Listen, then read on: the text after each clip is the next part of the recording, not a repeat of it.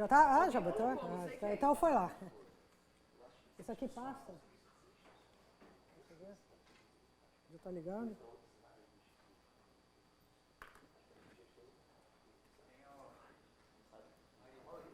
É.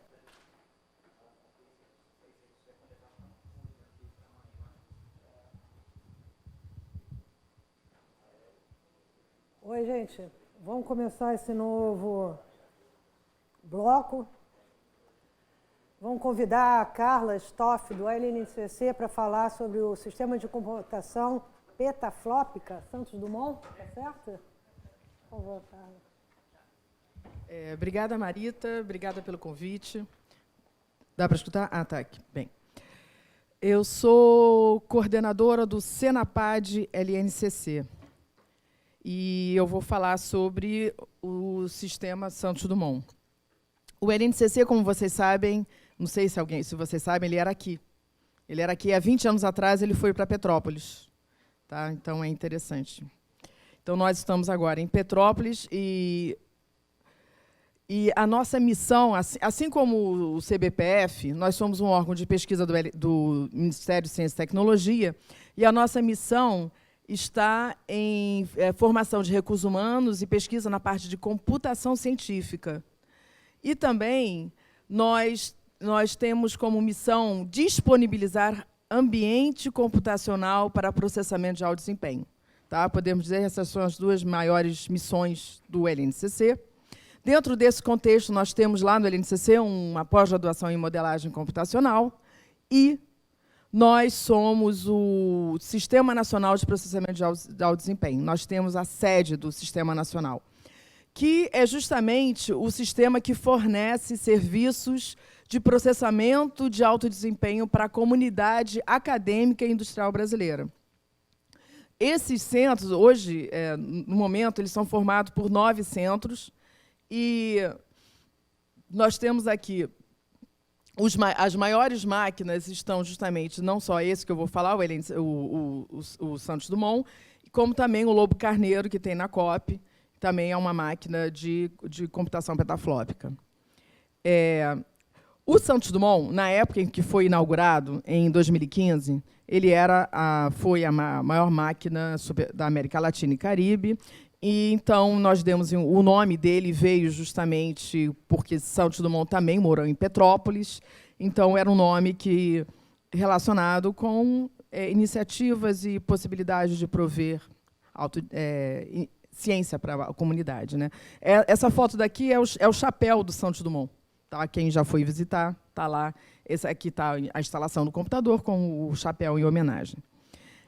Então, o Santos Dumont é uma máquina que possui um petaflop. Então, eu vou tentar, primeiramente, entender o que é isso, né? Porque aqui não é uma comunidade de alto desempenho, é basicamente uma comunidade de redes, então a gente vai tentar entender o que significa isso. Um petaflop, ele aqui, olha, ele é 10 a 15 operações de ponto flutuante. Epa, me confundiu. Eu estou passando para cima, estou tudo errado aqui. Não, está tudo errado aqui. Peraí. Eu aperto. Olha, acabou. Obrigada. Como é que eu faço para começar de novo? É porque eu fui tentar colocar esse aqui, ó, e fiquei apertando o botão errado. Tem como começar de novo? Tem alguém aí? Eu ia tentar explicar o que é um sistema, o que é um 10 elevado a 15, mas eu... Pronto, aqui, ó. Então, eu não aponto mais para não dar esse problema. Pronto. Eu estava aqui, olha. A gente ia tentar entender que um petaflop é 10 elevado a 15 operações de ponto flutuante por segundo, que também não resolve nada, né? O que é 10 elevado a 15 operações de ponto flutuante por segundo, né? Primeiro, uma operação de ponto flutuante, ela é justamente o formato de representação digital de números reais usado nos computadores. E toda a computação científica, todas as aplicações científicas, elas trabalham com o universo real, usam operações de ponto flutuante, que são operações que ocupam muito maior espaço na memória, um número ocupa muito mais bits e bytes, e então ele demora mais tempo de processamento. Também agora não ajudou muito a entender, né? Então, esse slide aqui, a gente vai tentar entender um pouco mais o contexto. Esse slide é o slide que ele começou a ser... Eu vou começar a botar o vermelho. Ó, vamos ver se não vai dar certo. Vai dar problema. Então, esse slide ele começou mais ou menos em 93, um grupo de pesquisadores norte-americanos resolveram fazer o que eles chamam de fazer um ranking das máquinas mais rápidas do mundo. E ele existe, esse site, há mais de 20 anos, e a gente viu que em 2003, essa linha azul é a máquina 500 mais rápida, de número 500, e essa aqui, amarela, é a máquina mais rápida do mundo. Então, quando começou, na época, a máquina mais rápida do mundo, ela tinha 100 gigaflops, e essa linha verde é a soma das duas. 100 gigaflops significa o seguinte, eles pegaram um grupo de aplicações científicas típicas usadas na parte de computação científica, que a gente chama de benchmarks, tá? E essas aplicações, eles pegavam, rodam em cada máquina, vê o tempo total de processamento nessa máquina e divide pelo número total de operações de ponto flutuante. É simples assim. Tá? Então, as máquinas que executam mais rápido são aquelas que estão no topo da linha. Então, há 20 anos atrás, uma máquina executava esse benchmark com essa velocidade. E o que a gente vai vendo é que, ao longo de 10 anos depois, houve 3 ordens de grandeza na tecnologia. A gente foi para uma geração teraflópica, que foi mais ou menos... então, a máquina mais rápida do mundo ela tinha por volta de 100 gigaflops, 1 teraflop atingiu mais ou menos em 98, 10 anos depois a máquina petaflop atingiu 10 anos depois, por volta de 2008, e era para a gente estar agora na geração que a gente chama de petaflop. Mas a gente vê que nos últimos 10 anos essa linha de crescimento ela teve uma declinação, porque a gente está sofrendo uma certa barreira tecnológica. Tá? Isso eu vou entrar um pouco mais em detalhe. E essa barreira é muito devido à energia. Tentando entender um pouco, olha lá, o Santos Dumont, essa aqui, então, aqui é hoje. Hoje, a máquina mais rápida do mundo está por volta de 100 petaflops, 100 vezes mais rápida que o Santos Dumont, e o Santos Dumont ele tá perto da máquina número 500, ou seja, ainda está na tecnologia atual. A gente tem que lembrar que essas aqui são as máquinas mais rápidas do mundo, ou seja, elas estão relacionadas com a tecnologia de ponta que é executada hoje. Então, a gente vê que o Santos Dumont ele está bem, ele ainda é uma máquina dentro, por isso que a gente fala, ele é dentro da tecnologia petaflop, ele traz para a gente toda a potência computacional dessa. Não só, a gente vai ver um pouco mais, com ele a gente consegue fazer um tipo de pesquisa relacionada com a tecnologia de ponta de hoje. Assim, só para terminar, esse benchmark ele está no site, você pode fazer download e executar no teu iPhone. Teu iPhone não, teu celular. Então, aqui a gente tem um exemplo de um celular bem potente, tá? Um iPhone 7, que passou esse benchmark e tinha 1 gigaflop. Ou seja, um celular potente de hoje tem a potência computacional da máquina 1 gigaflop por aqui, da máquina número 500 de 20 anos atrás. Então, aí já dá para ter um pouco de noção de potência computacional. Está um pouco mais concreto na nossa mão. Continuando, então. A máquina mais rápida do mundo é a Summit. A Summit ela tem, aqui a gente vê aqui, olha lá, ela é 150 vezes mais rápida que o Santos Dumont. Ela é 150 vezes, o nosso é 1 petaflop, ela é 150. E ela gasta por volta de 10 mil kilowatts para ser ligado. O Santos Dumont gasta por volta de 500 kilowatts. A gente vê que a energia dela, inclusive, é mais verde do que o Santos Dumont, porque é uma máquina de última geração. E a questão da energia é fundamental para a gente conseguir aumentar a potência computacional. Por isso que esse site, inclusive, ele também faz um ranking das máquinas mais verdes, ou seja, aquelas máquinas que gastam menos energia. A gente pode ver aqui que a máquina mais verde é uma máquina japonesa, que ela tem mais ou menos a mesma potência computacional que o Santos Dumont, tá? Ela é por volta de 1 petaflop, e ela tem 60 kW em vez de 600 kW do Santos Dumont. A gente vê que é uma ordem de grandeza a menos. Tá? Então, isso aqui mostra a importância que se está tendo em relação à questão energética, ao estudo da questão energética. Então, seguindo, outro slide interessante, do mesmo site Top 500, é o site que relaciona o número de máquinas por região do mundo. Por exemplo, aqui, esse azul daqui é Norte América, e esse amarelo daqui é Ásia. A gente vê isso há 20 anos, por volta de 2012. Tá? A gente vê que, em pouquíssimo tempo, aqui, ó, então, em menos de 10 anos, mudou completamente o cenário. Atualmente, a gente tem mais máquinas de alto desempenho na Ásia do que nos Estados Unidos. E isso está diretamente ligado com a questão tecnológica. A gente sabe que hoje as grandes potências que estão competindo a nível de tecnologia de ponta justamente são os Estados Unidos e a China. Tá? E a gente vê demonstrado aqui a relação que tem no desenvolvimento de alta tecnologia com a quantidade de máquinas de computação de ponta que tem que a comunidade pode oferecer. Então, aqui, hoje em dia, nós temos mais máquinas na China de supercomputador.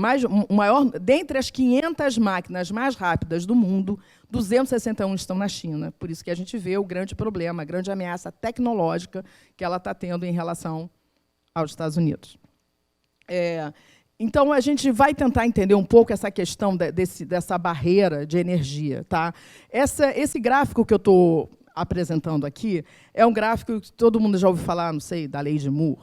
Moore é um dirigente da Intel, e essa lei é mais uma lei comercial do que realmente tecnológica. Ele disse que o número de transistores em um circuito integrado iria dobrar aproximadamente a cada 2 anos. E se a gente olhar, essa daqui é a frase dele, a previsão dele, e isso aqui é o que aconteceu com a Intel. A gente vê que o crescimento da Intel e de outros processadores, ela foi seguindo o que a gente chama de lei de Moore.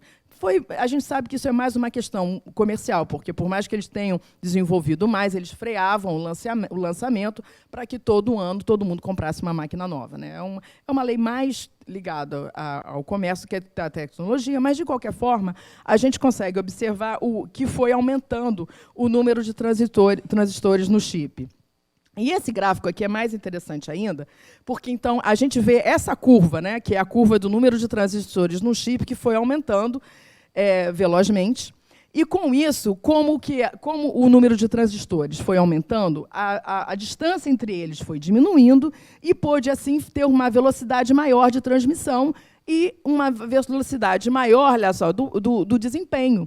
Tá? Você passou a ter clocks mais rápidos. Tá? Ele passou a ser mais veloz. Então, a gente vê essa curva, que ele passou a ser cada vez mais veloz, mas que, olha lá, ele atingiu aqui um platô. E esse platô, e a gente vê que é a frequência. Né? Então, o desempenho está totalmente relacionado com... Olha só, a frequência ela veio crescendo junto com a diminuição, porque foram ficando cada vez mais perto, e parou aqui. Ela parou mais ou menos em 2004. Quem é velho aqui lembra do Itanium, que todo mundo chamava de Titanium, e do Itanic, na época. O Itanic do Itanium é porque ele foi um processador que deu um grande problema. Ele praticamente era possível fritar um ovo em cima dele. Ele atingiu a barreira. Então, ali, a gente atingiu a barreira de não dava mais para você aumentar a frequência. Tá? Começou a ferver todos os CPDs e tudo. Você tinha que mudar a parte de refrigeração. A gente atingiu um limite tecnológico. E é o que a gente vê aqui, a partir de 2004, o aparecimento do que a gente chama de máquinas multicore, many-core, ou seja, um grande número de processadores. Então, a partir de 2004, a gente passou a ter, e é o que a gente está vivendo hoje. A gente está vivendo hoje, cada vez são lançados novas arquiteturas de processadores com um grande número de núcleos de processamento. Então, o número grande de transistores continua crescendo, só que agora eles não aumentam mais a frequência. O que a gente tem de aumentado é justamente o número de cores. E é isso que está a realidade hoje da supercomputação. A gente tem hoje uma grande... É uma área que está em grande transformação, existe uma grande quantidade de arquiteturas novas sendo lançadas, e é dentro desse contexto, que eu vou acertar aqui, que o Santos Dumont.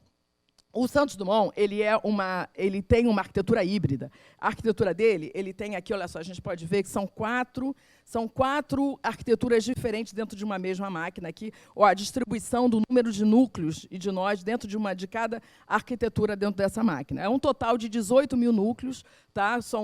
Onde um nó possui um grupo de núcleos. Dependendo da arquitetura, é um grupo diferente de núcleos. Então, dentro dessa tecnologia, a gente tem várias arquiteturas e, então, é muito difícil você conseguir que o teu código que está rodando na cluster da sua universidade vá para o Santos Dumont e rode bem. Porque nós temos uma grande transformação, várias tecnologias diferentes, então a gente tem essa necessidade de conhecimento em HPC. Eu quero ressaltar nesse slide uma questão que é do Departamento de Estado americano, para continuar competindo, tanto a China quanto os Estados Unidos, da mesma maneira que vocês escutam do tal dos 5G, existe hoje uma grande busca na área de HPC de qual vai ser o primeiro que vai fazer a máquina exaflop, a máquina que vai ter justamente a tecnologia exaflop, é a corrida que tem atualmente em HPC. E nessa corrida, justamente essa corrida ela é importante porque é dentro dela que vão ser determinados os padrões, assim como o 5G. Quem ganhar a corrida vai liderar a questão tecnológica e industrial, porque ele vai liderar a questão dos padrões. Nos Estados Unidos, existe uma iniciativa do governo que separa essa busca de pesquisa em relação à máquina exaflop em 3 campos importantíssimos. Ele separa o campo das aplicações, o campo do desenvolvimento de software, o campo de desenvolvimento de hardware, tá? Que é no caso dos chips, né? e no campo de integração. O Brasil caiu fora desses dois já desde a época da reserva de mercado, e o que nós temos hoje, dentro das universidades e órgãos de pesquisa brasileira, a gente tem muita pesquisa sendo implementada nesses 2 campos, tanto na parte de aplicação, quanto na parte de tecnologia de software. Então, estamos conseguindo nos manter competitivos e capazes de desenvolver tecnologia de ponta dentro dessas 2 áreas. E a grande vantagem do Santos Dumont é justamente ele fornecer essa infraestrutura para a comunidade brasileira continuar desenvolvendo e fazendo pesquisa nessas 2 áreas. Essa eu vejo assim como uma das partes mais importantes, que é termos uma máquina petaflópica. Então, apenas um comentário.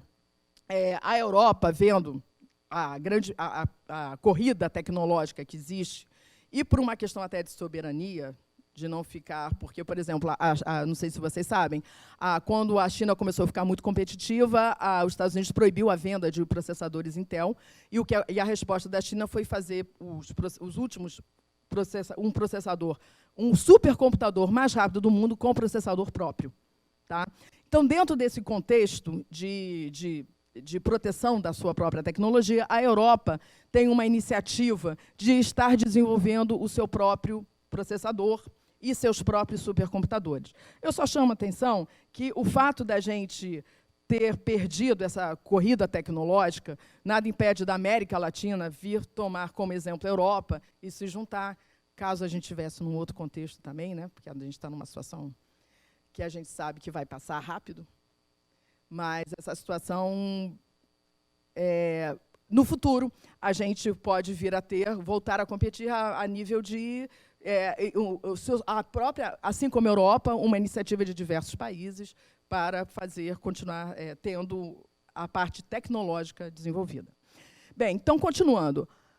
Você ter uma máquina com tecnologia petaflop não é apenas você juntar um montão de chips juntos. Por trás dela existem outras tecnologias. O Santos Dumont ele tem que ter uma alta tecnologia para poder refrigerar, para poder fazer todos os 18 mil cores escreverem ao mesmo tempo, ou seja, a gente tem um sistema de entrada e saída e escrita de dados que é paralelo também.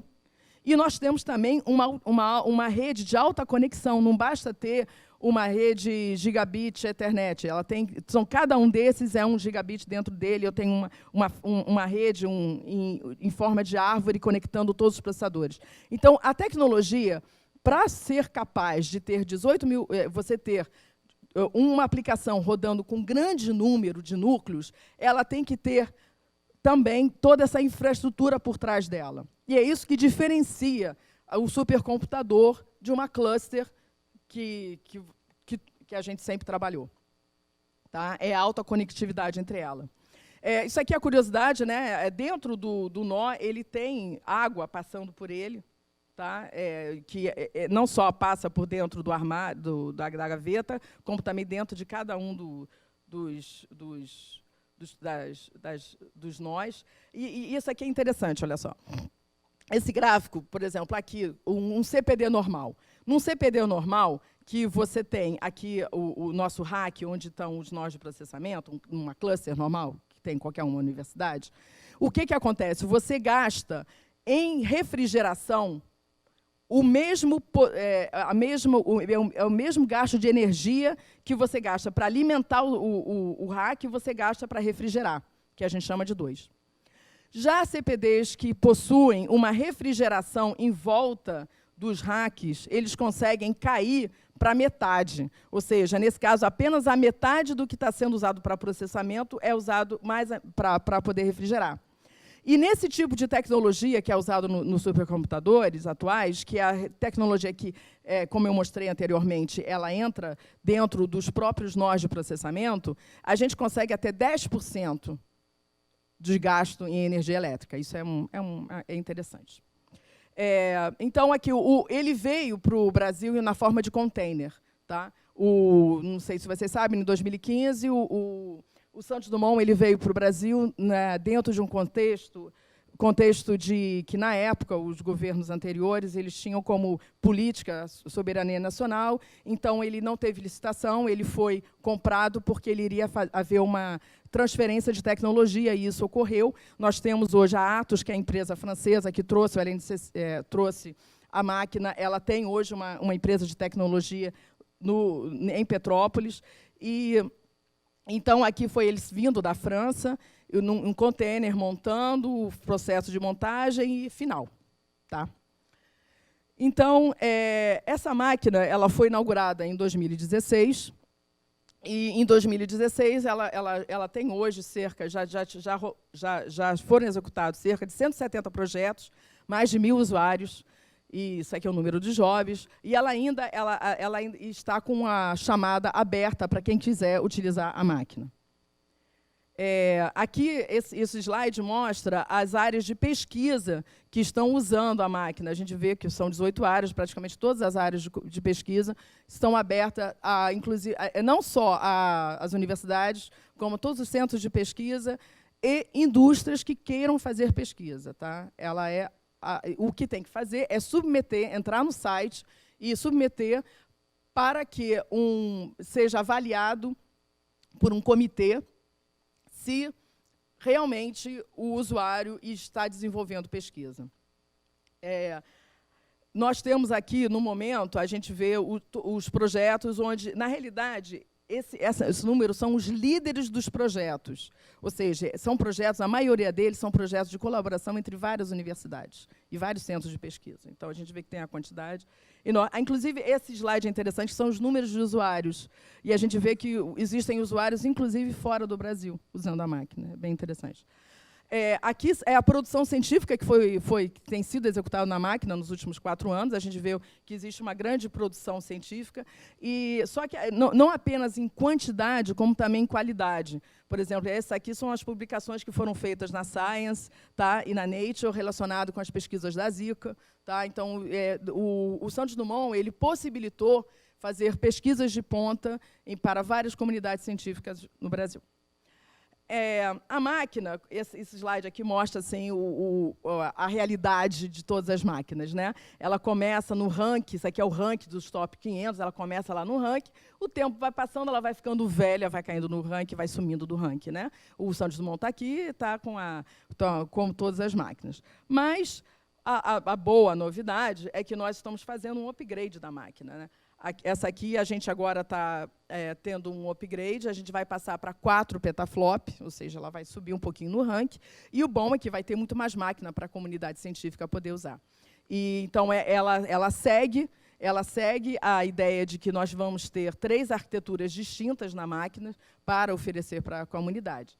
Então, dentro desse contexto, a questão de como você... É muito comum. Eu estou rodando o meu software aqui na minha universidade, eu quero agora usar o Santos Dumont, eu pego, vou instalar no Santos Dumont e não funciona tão rápido assim. Então, dentro desse contexto, bem, esse slide aqui é só para dar a informação de que quem quiser aplicar para usar a máquina é só entrar no site do Santos Dumont. Tá? O que eu queria dizer é que, dentro desse contexto, nós temos um grupo no Senapad, do LNCC. Esse grupo aqui é bem pequenininho. Essa foto aqui ela é um gentil, está todo mundo, tá mais gente do que realmente o nosso grupo. Tá? Mas o nosso grupo tem falta de gente.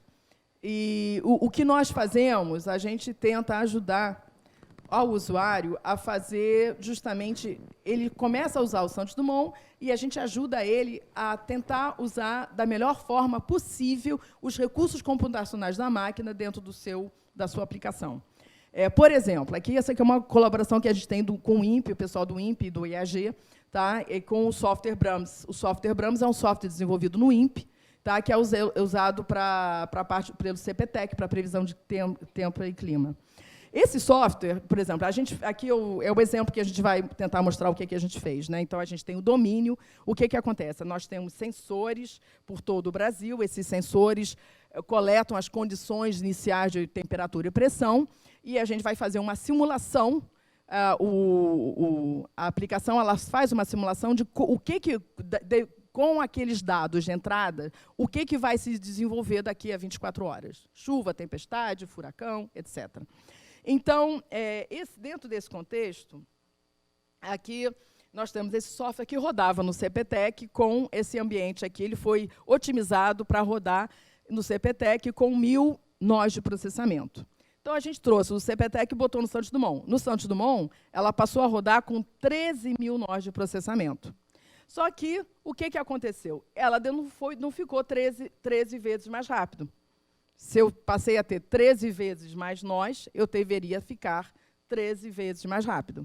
Isso não acontece, isso aqui, e olha que já era um software otimizado dentro do Tupan, tá? Dentro de um ambiente de alto desempenho. Então, o porquê que isso acontece é o que o nosso grupo trabalha. A gente utiliza perfiladores para tentar descobrir o que está acontecendo, o que está impedindo, quais são os gargalos que estão, quais são os gastos que estão aumentando, que estão sendo gerados à medida que a gente aumenta o número de núcleos. Esse estudo, esse estudo que a gente fez com o Brahms e com alguns outros, a gente fez uma publicação recentemente, tá, sobre esse assunto. E eu queria ressaltar que, quer dizer, no site do Senapad, nós temos várias publicações. Por que eu estou chamando a atenção disso? Eu estou chamando a atenção disso porque nós temos uma equipe pequena. Então, você, universidade, órgão de pesquisa, que tem um software que quer otimizar e precisa otimizar, você não precisa contratar alguém. Se você tiver um bolsista, um aluno de mestrado, tá? Ele pode vir a otimizar o software dele com a gente e, com isso, gerar uma pesquisa. Então, é uma maneira que a gente tem de contornar essa dificuldade que a gente tem de contratação de pessoas para poder ajudar os usuários. Tá? Nós também, o Santos Dumont também oferece em portais. Portais são justamente ambientes para os usuários que não querem e não interessam a saber os detalhes da otimização do software. Então, por exemplo, esse aqui é um portal do grupo de bioinformática. O usuário ele escolhe o software que ele quer rodar e carrega as entradas dele. Com esse portal, inclusive, o nosso grupo desenvolveu agora um trabalho que, justamente, segundo os parâmetros de entrada do usuário, a submissão automática que faz por trás, ela vai tentar utilizar da maneira mais eficiente possível aqueles recursos. Por exemplo, se aquele usuário coloca um arquivo muito pequeno, ele, da bioinformática, ele vai usar poucos nós. Se o arquivo é muito grande, outros nós. É um pequeno exemplo. Então, isso vai fazer de forma transparente para o usuário. É um dos trabalhos que a gente fez recentemente. Não, acabou. Olha só, então eu quero aproveitar para dizer que nós também temos uma formação de recursos humanos. A cada 6 meses nós oferecemos uma escola. A próxima escola será na primeira semana de fevereiro. E é uma escola que ela tem como objetivo atender aos usuários do Santos Dumont, mas usuários de computação de alto desempenho em geral. Esses usuários são vários minicursos relacionados a desenvolver software para uso em HPC. Além disso, nós estamos conversando com a NVIDIA e vamos promover o primeiro hackathon, porque a NVIDIA ela promove no mundo inteiro, e ela resolveu começar a fazer isso na América Latina, que é o seguinte: eu sou um usuário do Santos Dumont, mas eu quero colocar o meu software, portar ele para uma arquitetura que não está ainda, no caso, a GPU da NVIDIA. Tá? Então, eu já uso o meu software em vários CPUs, e agora então, a gente vai sentar com o usuário e vários monitores da NVIDIA para portar esse software do determinado usuário para a máquina. Isso vai acontecer agora em maio. E é só. Então, já fez. Obrigada. Obrigada, Carla. Já que o pessoal não está aderindo muito ao Slido, alguma pergunta?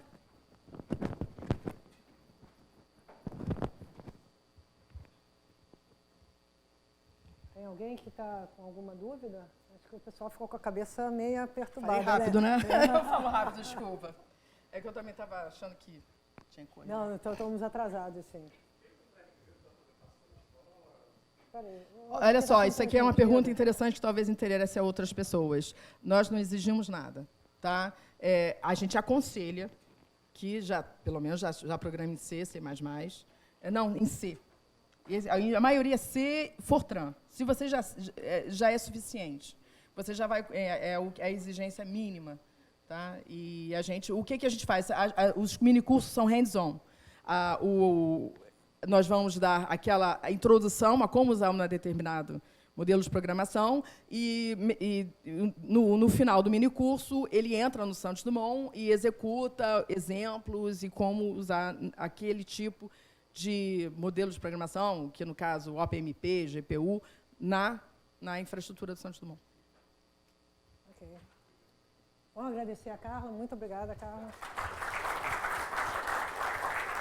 Correndo, porque nós estamos atrasados. Agora vamos receber o Alisson Mesquita, da RNP, que vai falar sobre a estratégia e desafios para a melhoria dos data centers, aliado às restrições de investimentos. Legal.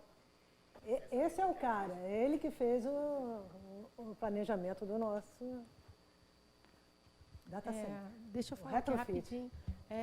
Para perguntas é WTR 009, no slide. Parece que é uma mágica, né? Oi. Parece que é mágica, né? Vamos ver.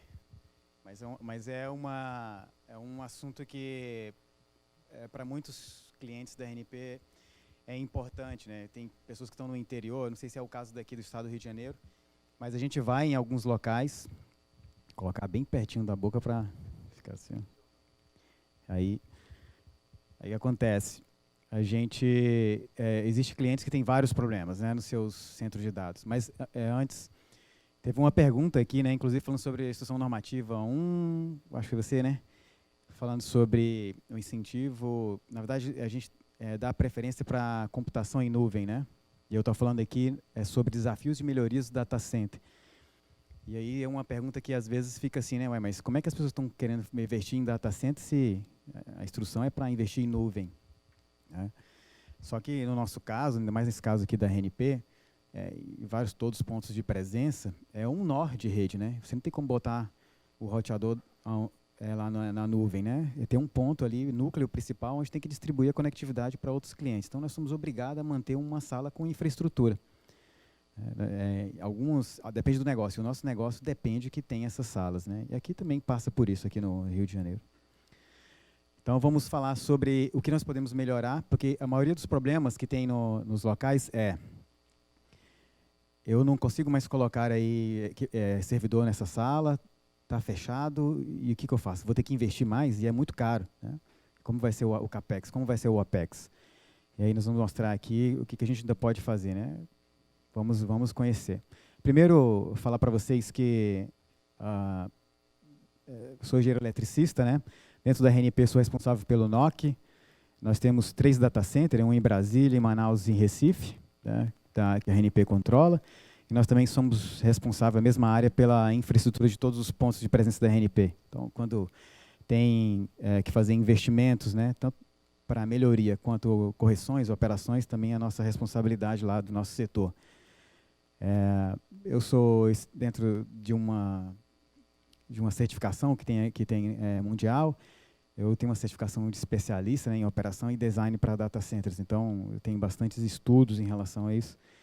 Algumas experiências aí também nas operadoras, onde eu também trabalhava com data center, tá? E aqui na RNP também. Mas também, além de... Não é só quando a gente fala em data center, a gente fala de várias disciplinas, né? Estou falando de engenharia mecânica, civil, elétrica. Estamos falando da infraestrutura de cabeamento óptico, que são da rede interna, né? Da RNP tem a rede externa, onde o pessoal da Aero, da GE, é responsável. E dentro da rede interna, ou seja, dentro do CPD, a gente que vai trabalhando para melhoria. Tá? Bom, vamos primeiro falar em quanto custa as coisas, né, mais ou menos, né? Isso é uma curiosidade. Se a gente falar em investimento, né, em data centers aqui no Brasil, a gente vê que, se a gente for construir um data center, 58% do que a gente investe em data center é o valor de hardware e software, né? Nós temos também uma fatia de espaço físico, sistema de energia e refrigeração e infra de telecom, né? Só que um dado importante no Brasil é que você vê, né, a carga tributária. Se a gente vê, quando a gente vai fazer as compras, né, e os investimentos, daria para pagar ali espaço físico e telecom, só para você ver a carga tributária que se encontra na hora que a gente vai fazer investimento. Então, na média, o que nós gastamos quando vamos falar em investimento, né, é isso no data center. Só uma curiosidade. Quando a gente fala em OPEX, na operação, a gente gasta, eu achei até interessante nessa palestra da Carla, né? Olha o que a gente mais gasta, né, no data center, energia, né? E lá no supercomputador, a grande preocupação também é energia, né? E climatização, como a gente vai ter energia para climatizar isso aí. Então, nós gastamos, em média, no data center, 33% do que a gente gasta em energia. Temos ali outro 28% na parte de manutenção, né? Empresas de manutenção, 26% em obras indiretas, em telecom também ali tem uma porcentagem. A carga tributária é um pouco maior ali em cima. Nós estamos falando um pouco sobre essa questão de valores, justamente para ter uma ideia, né? As coisas são caras mesmo no data center, né? Então, quando a gente vai tomar a decisão se vai investir ou o que nós vamos fazer, então temos que pensar nesses custos. Obviamente, quando a gente vai pensar em se vai levar alguma coisa para a nuvem ou manter ou aumentar, então tem que botar no papel direitinho, quanto custa lá e quanto custa aqui. Se eu invisto aqui ou se eu invisto lá. Então, tem que ser levado em consideração. Mas cada negócio, cada data center ou cada negócio, cada cliente tem o seu cálculo, a sua situação. Bom, se a gente for abrir o OPEX, o que a gente tem, né, dentro do consumo do data center? 50% do consumo geralmente é TI. Vê que ar-condicionado tem um consumo de 37%, é bastante grande. Transformadores e outros equipamentos, 10%, 3% iluminação. O grande vilão de energia, geralmente, é ar-condicionado. Então, quando a gente vai ver a nossa conta lá, eu vi que no outro slide o OPEX era 33% só de consumo, né?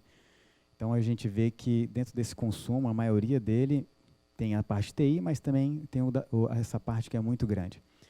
Vê que para mim alimentar TI, ou seja, para eu manter processamento e armazenamento funcionando, significa que metade da fatia é consumo de TI, a outra metade são facilities. Ou seja, o que eu gasto de energia para TI, eu tenho que gastar, às vezes, igual para as facilidades que vão fazer a TI funcionar.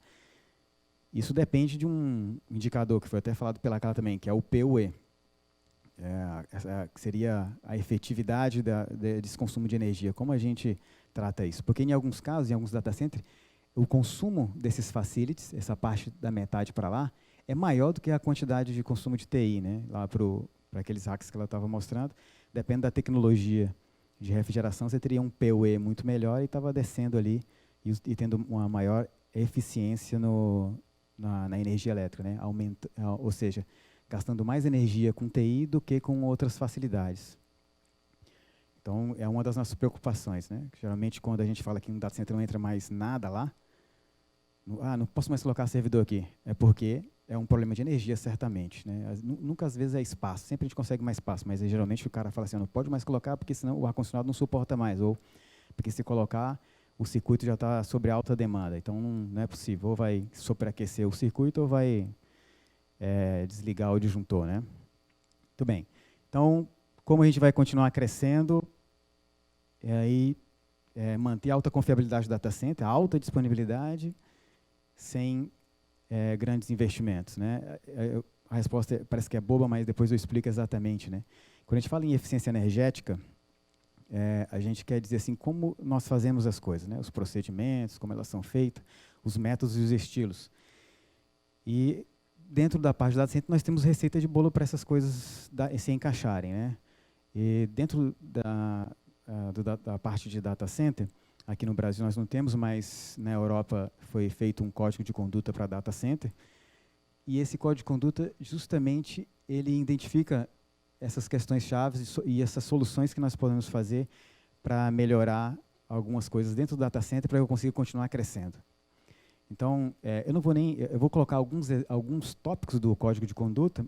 A questão aqui não é mostrar o código de conduta e falar cada pedaço ali, o que nós vamos fazer no data center para resolver, mas é também convidar a pesquisar, né, esse documento, lerem, quem tem interesse, né, tem lá o seu centro de dados, está passando dificuldade, ler esse documento, no final, o último slide vai ter lá a URL, como é que faz para acessar ele, é público. Ler e ver como pode se aplicar isso dentro do seu centro. Eu vou falar um pouco sobre como usa ele, né, aqui no meio da apresentação. Ele é dividido em algumas partes, né? Justamente nessas cores aqui, dentro do código de conduta. Tem práticas que são aplicadas para o data center inteiro, outras práticas são para novo software. Tem, por exemplo, antes de você selecionar o tipo de software que vai comprar para o data center, ou um novo equipamento de TI, existem algumas regras que você deveria seguir antes de comprar esse equipamento de TI. Dependendo do fornecedor, esse equipamento pode te atrapalhar dentro do data center, ou pode te ajudar. Então, mais na frente eu explico qual é a diferença disso dentro da parte de TI. Uma nova construção, então, sempre que vier uma prática que se trata de uma nova construção ou modernização, vem nessa cor azul ou práticas opcionais. É dividido dessa forma. Isso ajuda quando você for fazer um mapa lá, como se fosse um mapa de riscos, verificar quais são as ações que você vai tomar e priorizar elas, né? Então, a gente sabe que quanto mais eu tenho requisição de processamento e armazenamento, mais eu tenho necessidade de energia. Se eu tenho mais necessidade de energia, eu tenho mais a demanda de calor, né? E esse uso ineficiente dos equipamentos ou dos facilities nos prejudica também a crescer. Então, a missão dessa prática, da prática do código de conduta, é justamente apresentar e desenvolver esses meios que atendem o equilíbrio, né, entre o baixo custo e a alta disponibilidade. Vou apresentar aqui, por exemplo, dois, mas esses dois são vários, tá? Mas aqui o que tem no código de conduta? Sempre qual que é o número e qual que é o peso dele, né? Então, no final, eu posso montar lá o que está mais priorizado, o que tem menos prioridade, e depois decidir o que eu vou mexer no data center para ir resolvendo alguns problemas. Então, por exemplo, aqui, seleção de fluxo de ar correto, né? Eu vou mostrar depois do slide alguns desenhos de fluxo, né? Tem roteadores que trabalham com fluxo totalmente errado. Ele puxa pela frente, joga por lado, ou tem uns que puxam na frente e joga na frente, atrapalhando o corredor, o corredor e atrapalhando outros equipamentos, dificultando colocar mais equipamentos no corredor, né? Mais equipamentos no rack. Outra questão é segregação, né, de equipamentos. A gente, às vezes, instala o servidor no lugar errado, e aquela instalação no lugar errado faz com que inviabilize aquele lugar do data center onde eu não posso mais colocar equipamento, principalmente quando o equipamento tem alta demanda, se for um equipamento blades ou outros equipamentos com alta capacidade de processamento, tem mais dificuldade, então tem que saber instalar o equipamento no lugar certo. Ali, na prática, fala alguns detalhes. Então, levando em consideração alguns desenhos, né? Esse é o jeito certo, né? Entra na frente, sai ali atrás o calor quente. Nós temos alguns servidores, né, mas esse tipo de equipamento, já um equipamento de maior porte, a entrada, o ar sai por cima, né, então, para ele, tem um projeto específico dentro do data center. Então, não pode se colocar esse tipo de equipamento junto com outros, né, tem que ser tratado de uma forma diferente, inclusive a refrigeração dele. Aqui tem um tipo de equipamento, né, inclusive nós temos a nossa rede, né, que é o MX480 faz isso aqui, que é um problema, né? Como você vai instalar esse equipamento dentro do data center, sendo que ele solta o ar pela lateral, solta para todo lado e começa a tratar de forma diferente.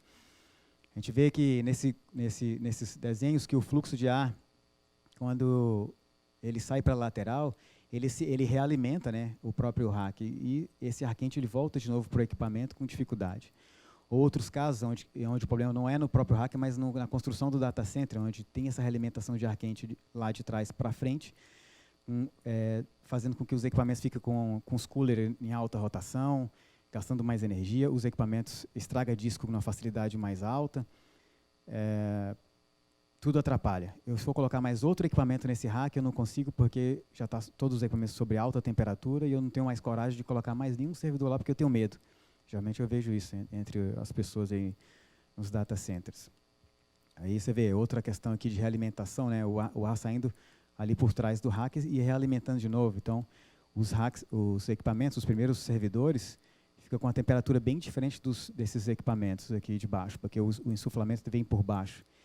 Ou seja, eu faço esses equipamentos trabalharem numa condição diferenciada, fazendo com que a vida útil desses equipamentos tenha uma vida diferenciada desses outros equipamentos que estão aqui embaixo. Outra questão é que eu fico com receio de colocar mais equipamentos, porque aqui já está superaquecido. Então, tomar a decisão de não usar mais esse rack e, em vez disso, continuar construindo mais espaço de data center é um erro, né? Até porque se eu gasto mais dinheiro construindo mais metro quadrado, é muito mais caro do que resolver esses probleminhas pequenos. Então, aí que está a questão do baixo custo, que significa que se eu tenho conhecimento e habilidade de resolver alguns problemas que são básicos, eu não preciso continuar construindo mais metro quadrado dentro do data center, né? Nem pedindo investimento para os sponsors, né? Para os diretores. Aqui é só o modelo do projeto, mas é para falar que aqui existe, né, uma regra, né? Temos corredor quente, temos corredor frio, e o posicionamento do retorno e do insuflamento, ele obedece uma regra que faz com que eu tenha mais efetividade na construção do data center, né? Por curiosidade, até para fazer uma comparação, esse data center aqui foi apresentado hoje de manhã. Essas duas UPS têm cada uma 125 kW, né, de potência. A Carla estava falando aqui, só um supercomputador tem 500 kW de potência. Então, imagina a diferença de um data center desse inteiro, que ele tem somados aqui quase 60 racks, né? 58, acho. Olha só a diferença, né? Nós fizemos aqui um cálculo aqui de 2.2, acho 2.5 a 3 kW para refrigeração. Então, uma grande diferença, né? Só para vocês entenderem, né? Realmente ter um supercomputador tem que ter habilidade para isso. Mas aqui é um caso do data center e verificando, né? Nós não podemos ter janelas para não entrar. A gente vê em muitos locais que as pessoas abrem janelas e entra, e o ar-condicionado fica com dificuldade, porque além de tirar aquela energia térmica dos próprios equipamentos de TI, ainda tem que tirar a energia térmica do que nós estamos colocando de fora. Quando não tem confinamento, né, os corredores não estão confinados, então aquele ar fica todo perdido e a máquina de ar-condicionado passa a ter menos efetividade. Então, eu começo a reclamar e dizer que essas máquinas não estão me atendendo, mas é porque eu tenho um conjunto de falhas aqui que faz com que ela não atenda. Quando a gente calcula, né, a gente vai lá calcular, fazer o cálculo de engenharia para verificar se a quantidade de toneladas de refrigeração para o ambiente vai funcionar, a gente calcula e vê que funciona. Mas quando a gente coloca na prática, não atende. Por quê? Porque tem uma sequência de erros aqui dentro que não nos deixa colocar mais equipamentos, nos dá medo, né? A gente fica preocupado com isso. Aqui só um exemplo, né, de quando está errado. Quando a gente não tem confinamento, a gente tem essas realimentações, né? E quando a gente faz o confinamento, uma grande diferença. Então, esse equipamento de ar-condicionado aqui, o mesmo, se estivesse usando nesse ambiente, ele não funcionaria para o ambiente. Por quê? Porque ele não está sendo tão efetivo o uso de consumo de energia calorífica dele. Então, eu vou chegar lá, no meu diretor e fala assim, pô, preciso comprar mais outra máquina dessa. Só que a máquina dessa aqui de precisão custa R$80 mil, com a instalação R$100 mil. Ou seja, eu vou pedir mais dinheiro, sendo que se eu fizesse um confinamento que custa R$10 mil, resolveria o problema, sem ter que investir mais em máquinas de ar-condicionado. Então, vocês estão vendo aqui, né? Mais uma dica.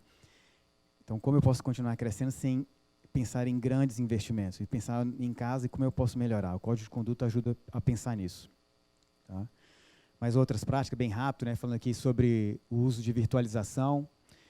Nós vimos que tem alguns data centers em que, eu não sei se isso acontece com pesquisadores, mas às vezes acontece que cada um quer ter seu servidor. Mesmo que o servidor dele tenha lá 10% de utilização, é só dele, ninguém mais mexe. Isso é um certo problema quando a gente tem muito hardware dentro do data center e não faz virtualização, não tem compartilhamento de infraestrutura. Isso atrapalha. Então, uma das regras é virtualizar o máximo possível. Outra coisa é reduzir o nível de resiliência, né? Em alguns locais a gente é obrigado até a fazer, né? Quando a gente vai colocar firewall, a gente coloca sempre 2 caixas iguais para fazer redundância. Mas tem lugares que tem pessoas que colocam 2 servidores para fazer redundância da mesma aplicação, né? Se esse servidor estragar, o outro vai subir. No mesmo data center, isso é um problema. Consolidação de serviços existentes. Isso é o que eu estava falando. Às vezes nós temos 10 servidores que a gente vai ver o processamento e armazenamento dele, está lá em 10% de utilização, 15% de cada um. Sendo que a gente poderia, em uma máquina só, talvez acoplar todos os serviços. Só bastava conversar com as pessoas, ter um planejamento correto com a TI e com o pessoal da infraestrutura. Outra coisa é considerar o desligamento de equipamentos que não estão funcionando. Eu vou em vários data centers por aí, quando eu chego lá, eu vejo uma máquina velha, eu já sei que ela não tem garantia, eu falo, essa máquina está rodando o quê? Ele, não está rodando mais nada não, mas por que então ela está ligada, ela está no rack? Ela tem que ser desligada e sair do rack, urgentemente. E é o que mais acontece por aí. Máquinas ligadas lá e não está em uso, ou o serviço a gente ainda acha que a gente vai usar. Bom, se acha que não vai usar, desliga e tira, porque ele está atrapalhando a entrada de outras máquinas dentro do data center.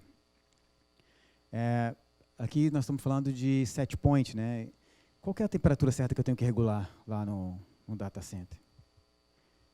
Muitas pessoas que não são da área ficam com aquela tremenda dúvida, né? Qual vai ser o set point que eu vou colocar? Dependendo do set point que colocar, você vai fazer a máquina trabalhar muito, gastar muita energia, gastar os motores, e ter mais manutenção, diminuir o MTBF, aumentar o MTBF da máquina. Fica com grande dificuldade. Então, isso aqui é uma carta psicométrica, isso está dentro da norma, se chama TC 9.9 da Ashware, onde diz que alguns servidores têm classificações, né? Tem servidores que são fabricados com a etiqueta A1, A2, A3 ou A4. Significa que um servidor fabricado com a etiqueta A1, ele pode funcionar entre 15 a 32 graus Celsius. Ou seja, se a temperatura da central estiver ainda em 30 graus ou 32 graus, esse servidor foi projetado para aguentar essa temperatura. Como a gente tem hoje data centers mistos, né, ou seja, equipamentos velhos, equipamentos novos, a norma falou que a gente tem que trabalhar numa faixa recomendada, que está ali entre 18 a 27 graus de temperatura, né? Isso depende de cada data center. Essa tabela aqui ela mostra a umidade relativa, né? Qual que tem que ser, e aqui embaixo a temperatura, né? Então, qual a temperatura de operação em relação à umidade relativa? Fala em relação à umidade porque a gente fala assim, que se a umidade relativa ela baixa muito, fica muito baixa, aumenta a estática dentro do data center e pode queimar equipamentos. Se ela aumenta muito, pode oxidar os equipamentos porque a umidade relativa está muito alta. Só que isso aqui no Brasil meio que quebrou, né?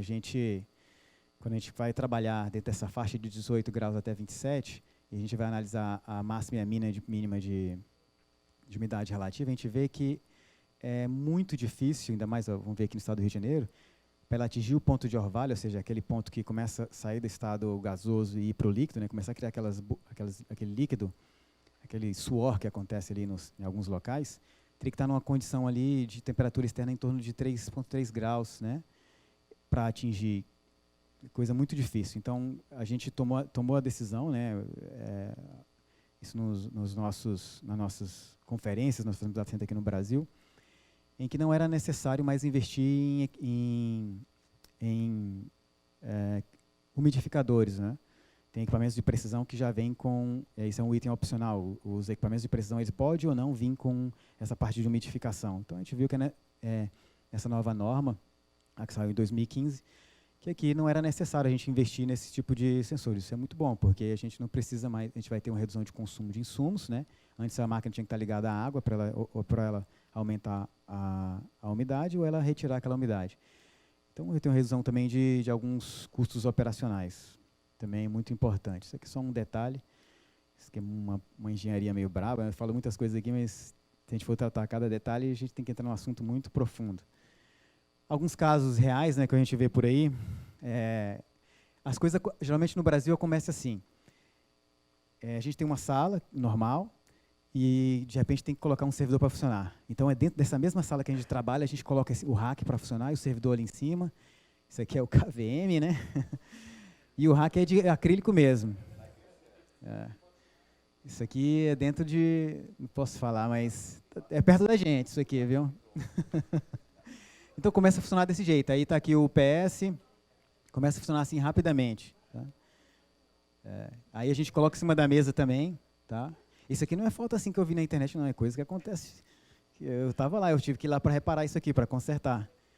Então, ali fica em cima da mesa mesmo e o cara trabalha ali do outro lado. Esse aqui é o sistema de energia de alta disponibilidade e o sistema de cabeamento estruturado. Então... Essa cadeira aqui, quando a gente vai sentar, era até perigoso cair. Eu falei, é complicado.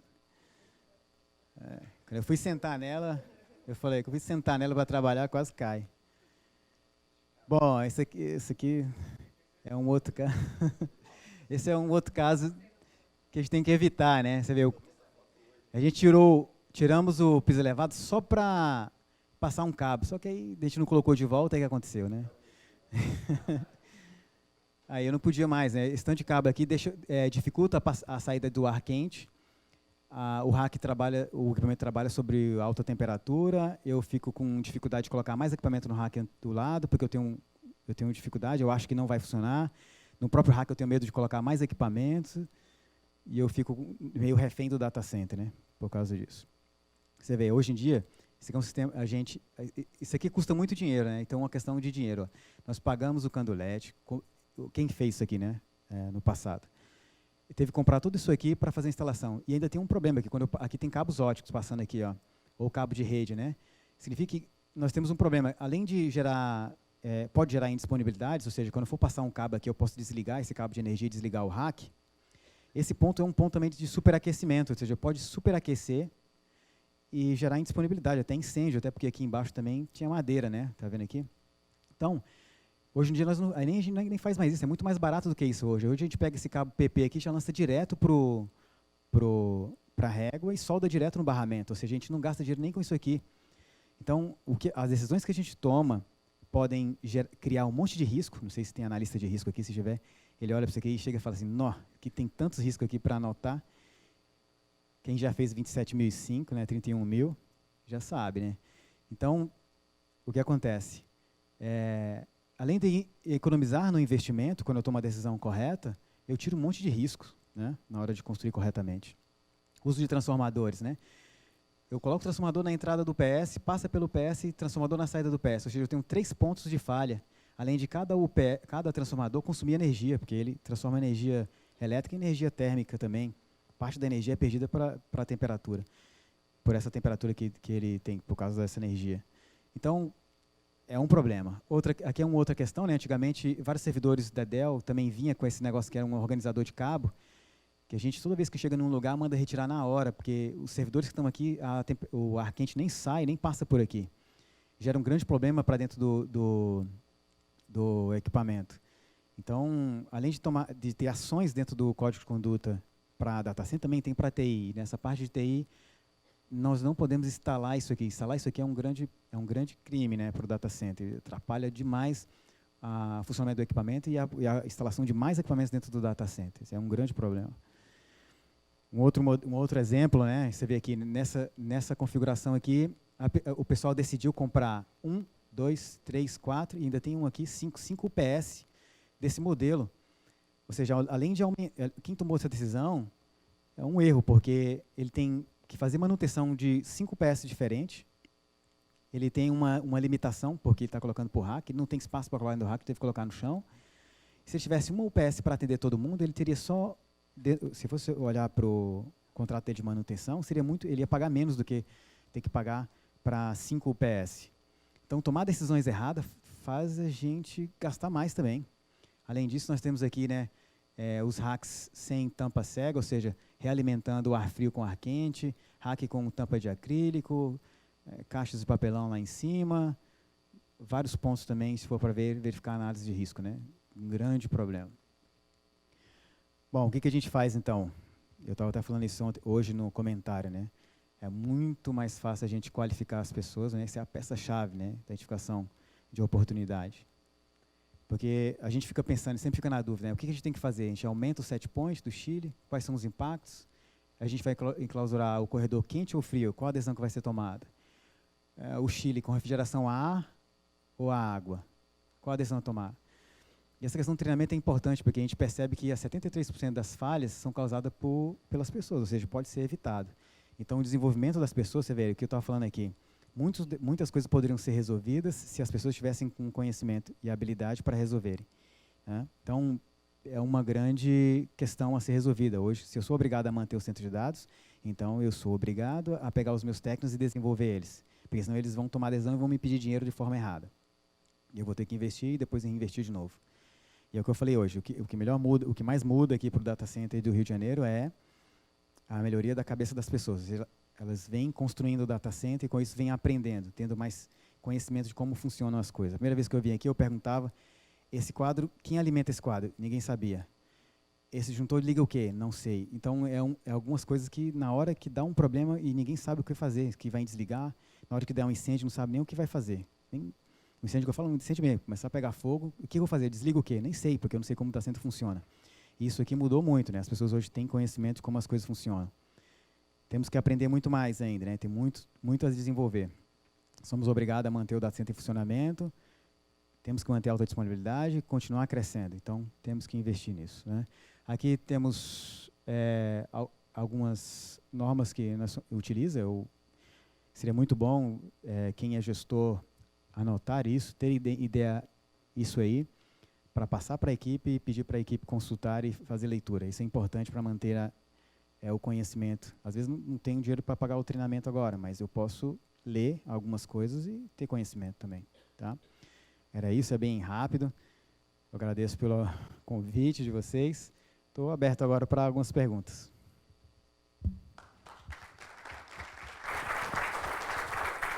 Alguém quer fazer alguma pergunta?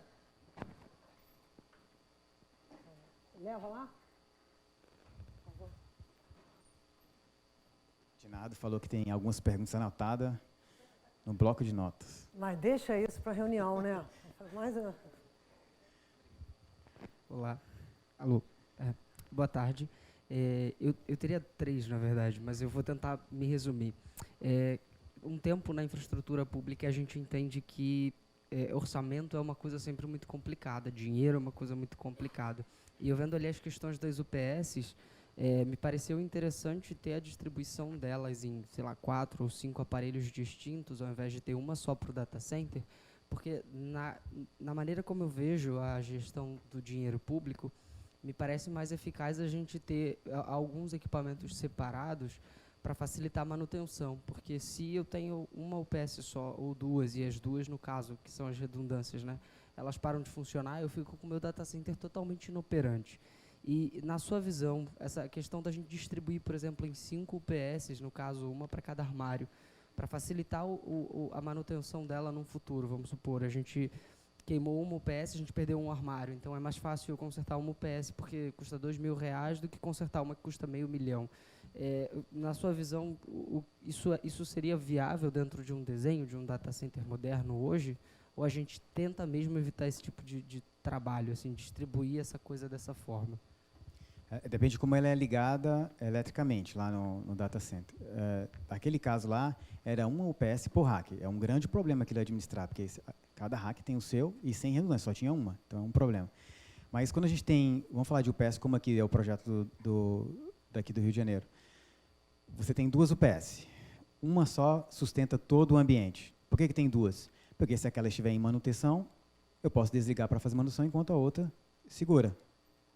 Quando eu tenho 3, é porque eu quis aumentar o nível de resiliência. Então, eu botei 2N mais 1, ou seja, 2 funcionando normalmente e mais uma de sobressalência, de contingência, né? Ou seja, a minha capacidade do data center agora eu sempre funciono com 2 e tenho uma de sobressalência. Se eu tiver 5, seria assim, 4 funcionando, 4N mais uma de backup. Mas eu posso fazer também assim, 2 entregando mais 2 de backup. Ou seja, o quê? Se eu tomar essa decisão, o que eu vou fazer? Eu vou gastar mais, ou seja, eu tenho 4 documentos para fazer manutenção, 2 vão ser backup de outras 2. Então, tem que tomar cuidado no projeto. Aqui nós fizemos N mais 1, então uma funcionando e outra para backup.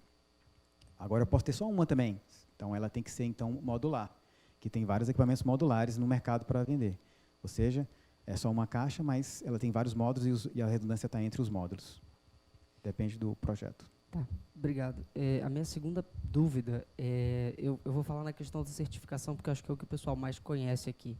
Mas dentro de uma rede acadêmica, como aqui no Rio de Janeiro, que a gente tem, no caso, uma facilidade em instalar um equipamento dentro de um outro instituto público pela facilidade e velocidade da nossa rede. Vale mais a pena a gente investir muito dinheiro tentando construir um Tier 4, que é absurdamente caro, ou eu tentaria dividir geograficamente em 2 Tier 2, por exemplo, para a gente manter a redundância do serviço em questão financeira? Do seu ponto de vista, é mais equilibrado a gente tentar construir 2 data centers para manter o uptime de um serviço, ou é mais rentável tentar correr atrás de uma infraestrutura de um Tier 4, por exemplo? O Santander, lá em São Paulo, para ele sair do Tier 3 para ir para o Tier 4, ele gastou 50 milhões. Claro que o data center ele é grande. Mas eu iria para outra opção, que eu prefiro ter 2 Tier 2, ou seja, eu gasto menos, e tenho a minha contingência, né, no data center vizinho. Então, a gente faz muita parceria desse sentido. A própria RNP fez, lá, por exemplo, em Brasília, com a Anatel. Em vez de a gente aumentar a nossa classificação, então eu coloco o meu site backup no outro data center do meu coleguinha, o meu coleguinha coloca no meu, e a gente tem redundância. Se o meu cair, vai ter saída de internet por lá.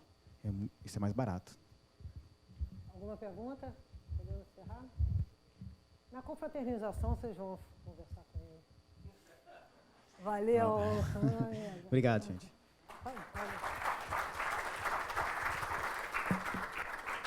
Agora vamos para a última palestra de hoje, mas antes vamos agradecer mais uma vez nossos patrocinadores, lembrando que a Unitec, a Dell, a CAN Tecnologias e a OTRS estão nos ajudando nesse workshop. E queremos agradecer também a participação online, que está quase de 300 pessoas.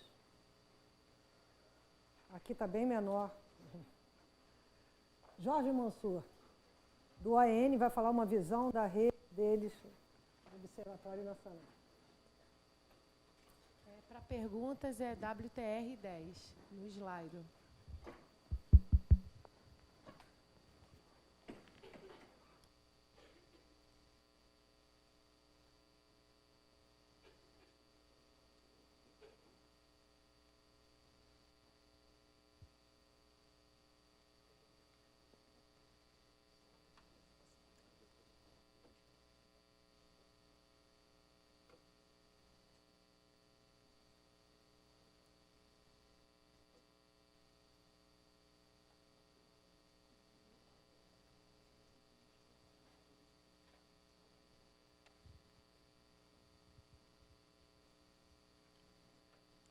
Bom, quase boa noite já.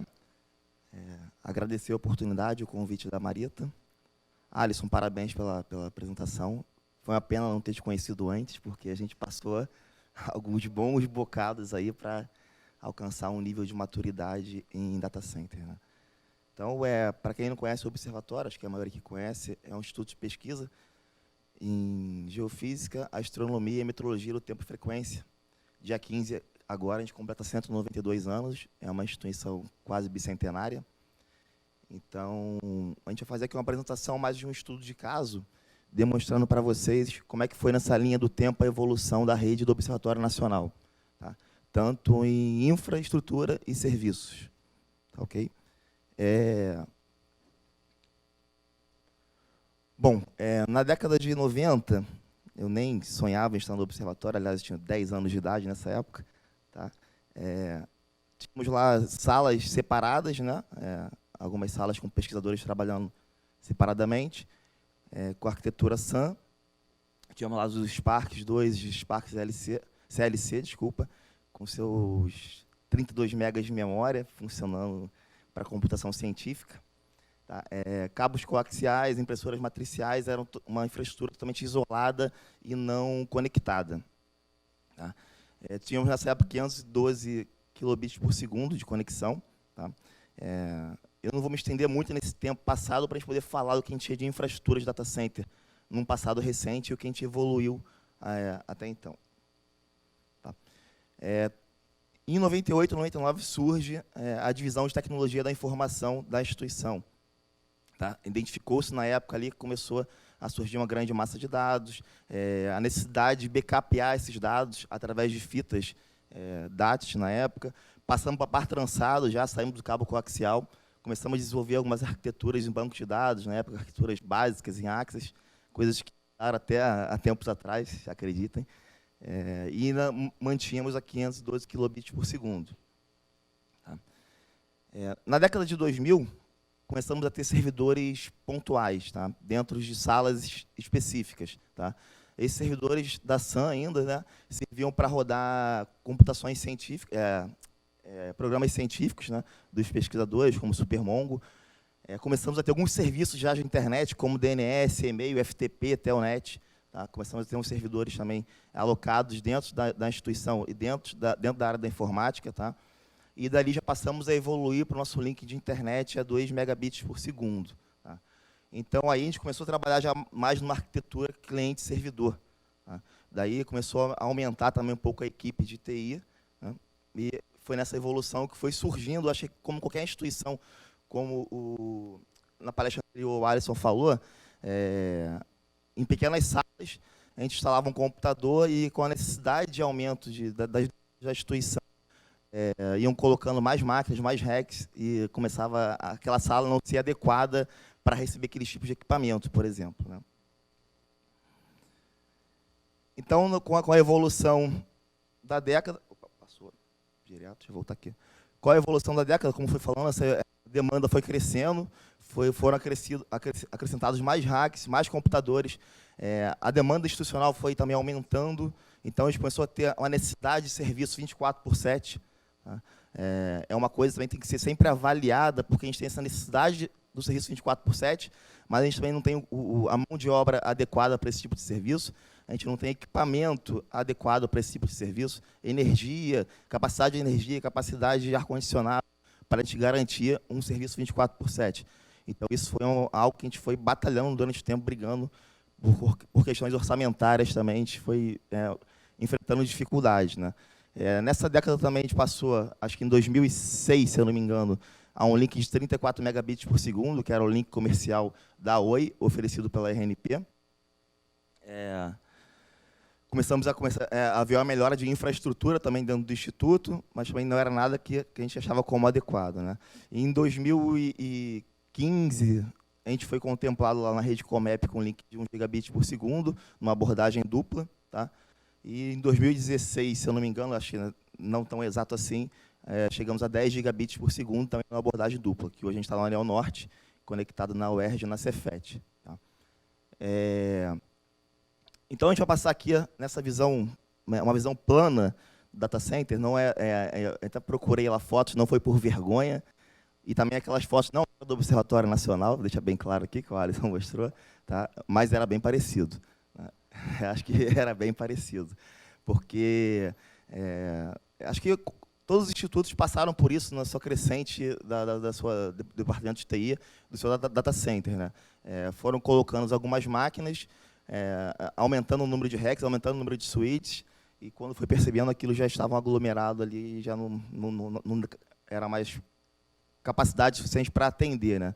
Então, essa era a primeira visão do observatório. Eu cheguei no observatório em 2013 e já existia uma infraestrutura de TI numa sala, que era uma sala de um pesquisador qualquer, que foi colocando equipamentos e foi crescendo dessa maneira.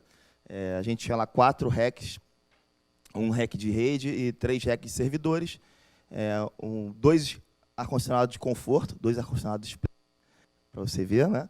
E 2 no breaks atendendo aquilo, tá? O problema começa quando esse cara,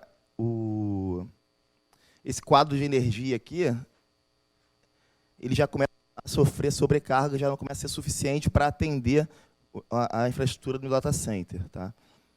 Então, passaram-se mais alguns anos aumentando a quantidade de REC, tá? Foram trocados os no-breaks também de forma individualizadas, como o Alisson falou, no-breaks colocados no chão. A gente tinha 3 no-breaks 10 kVA aí, que atendiam alguns RECs, e isso também não era o suficiente. E, mais uma vez, sobrecarregando ainda mais esse quadro de energia. E não tinha como fazer uma troca desse quadro de energia, porque o que a gente recebia de energia ali não seria o suficiente para atender essa crescente demanda do data center, tá? Então, a gente tomou algumas medidas para tentar minimizar isso, tá? Que foi, você pode perceber também que aumentou também o número de refrigeração, com a quantidade de RECs, foi aumentando o número de ar-condicionado de conforto, ou seja, a gente estava tentando tapar o buraco, né? E, na verdade, o buraco ficava cada vez maior, tá? Era bem comum a gente, de madrugada, ter que ir no observatório para ver o que estava acontecendo, ter que ir no final de semana no observatório ver o que estava acontecendo, que era queda de energia, ar-condicionado que não suportava e desligava também, tá? Então, começamos a virtualizar, como o Alisson também falou na outra palestra, começamos a virtualizar alguns serviços para diminuir essa quantidade de REC, né? Então, com a virtualização, começou a melhorar um pouco o ambiente, mas também ainda não era o ambiente ideal. Não só por quantidade de RECs, mas por riscos também eminentes de um desastre, como incêndio, tá? Riscos de downtime o tempo todo, né? Porque a gente ficava, quando o serviço caía, demorava muito a gente restabelecer todo o serviço para colocar esse data center no ar de novo. Aí, um outro problema que a gente tinha, que era bem iminente também, a gente não conseguia atender toda a instituição, tá? Qual o papel do gestor de TI ali dentro do observatório, quando a gente está de frente de uma equipe de TI? Tá? Eu tenho que garantir, no mínimo, uma infraestrutura de TI para a minha área de pesquisa, tá? Então, quando a gente pegava lá a área de pesquisa da astronomia, a área de pesquisa da meteorologia, do tempo e frequência, a hora legal, tá? E no caso da geofísica, eles tinham suas próprias infraestruturas de TI também, tá? Eles possuem, dentro das suas áreas, os seus clusters de alto processamento, possuem seus RECs para alimentar os seus servidores, tá?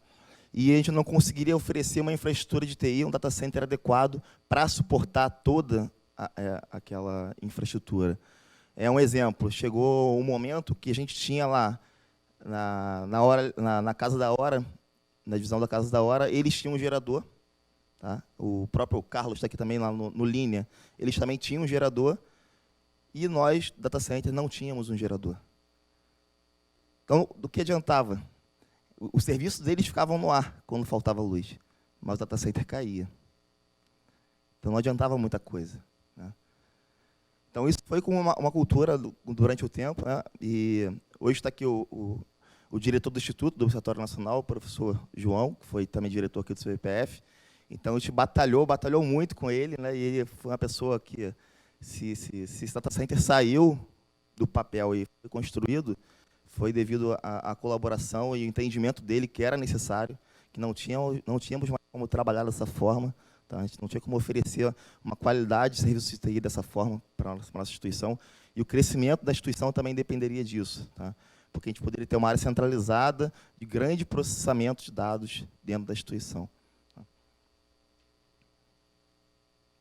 Então, aí, no ano de 2016, 2017, a gente conseguiu uma nova área para a construção desse data center. Era um antigo almoxarifado do observatório, e a gente conseguiu uma área para a construção desse data center. Começava a nascer o nosso sonho, tá? Era uma área grande, era uma área que a gente pode ver... Cadê o laserzinho aqui? Opa. Acho que saiu aqui. Inicialmente, a gente conseguiria manter 6 RECs, tá? Aqui nesse lado direito, RECs para servidores, 4 RECs network, e mais outra fileira com 6 RECs também para servidores, tá? Aqui era uma porta de entrada de equipamento e também de entrada de pessoas. A gente vai ver que depois aqui, a gente, uma segunda visão da construção do data center, a gente mudou esse planejamento, tá? Por que mudamos? Porque mais uma vez, a gente agradece aqui publicamente ao professor João, que ele nos cedeu mais um espaço ao lado do data center. Tá? Então, o nosso terreno, o nosso sonho aumentou aqui. Tá? Então, a gente começou a pensar de uma outra forma. Claro, isso aí também esbarrou também em muita restrição orçamentária e, claro, o orçamento também não é liberado ao mesmo tempo. Tá? O orçamento não é liberado ao mesmo momento. Então, como aconteceu aqui também, Marita, lá a gente estava com uma parte já construída do data center, que era essa área aqui, que era aquela primeira área, estava construída já, e depois a gente teve que fazer uma obra para construir essa segunda área aqui. Então, a nossa preocupação foi muito grande, porque o data center estava em funcionamento já. Nós tínhamos equipamentos e serviços já aqui em funcionamento. Então, a preocupação foi muito grande para colocar isso aqui no ar e não derrubar nenhum tipo de serviço, né, e nem danificar algum equipamento. Tá? Então, hoje, essa aqui é a nossa área data center do Observatório Nacional. Tá? Eu trouxe para vocês, acho que dá para a gente colocar, deixa eu só primeiro apresentar. Bom, antes de colocar aqui, a gente modelou todo o data center para trazer para vocês terem uma visão mais holística do data center. Tá? Mas antes de passar essa imagem, mostrar para vocês como é que é antes de chegar ao data center. Tá? Como é que a gente evoluiu também nessa parte, algo que a gente não tinha. Como eu falei, a gente não tinha um gerador, a gente não tinha essa abordagem para energia elétrica. Tá? Então, como é que funciona no observatório? A gente tem 2 subestações de energia elétrica, depois a gente vai falar sobre isso mais à frente. Tá? Então, a gente recebe duas abordagens diferentes de energia elétrica, de subestação. Tá? Todas as duas em alta tensão, em 13.800 volts. Tá? Então, a gente tem um transformador que passa isso para 500 kVA e dali joga para um quadro de distribuição, onde a gente tem um disjuntor de 600 amperes exclusivo para o data center. Tá? O que antes a gente não tinha, que era no andar, que um disjuntor atendia o data center antigo e todas as outras salas de pesquisadores de astronomia, por exemplo, que era onde a gente ficava, hoje não. Hoje a gente tem um disjuntor dedicado a toda a área do data center. Tá? Então, dali saem 6 cabos de abordagem dupla EPR, de 120 milímetros, e mais um nêutron e um terra. Tá? Antes, eles passam para um gerador, agora a gente tem um gerador para atender o data center, tá? De 157 kVA, e depois, sim, passa para o data center. Tá? A gente vai se aprofundar um pouquinho mais nessa parte. Então, agora eu vou passar para vocês aqui, em 2017, essa evolução que a gente teve a construção do data center. Acho que dá para a gente...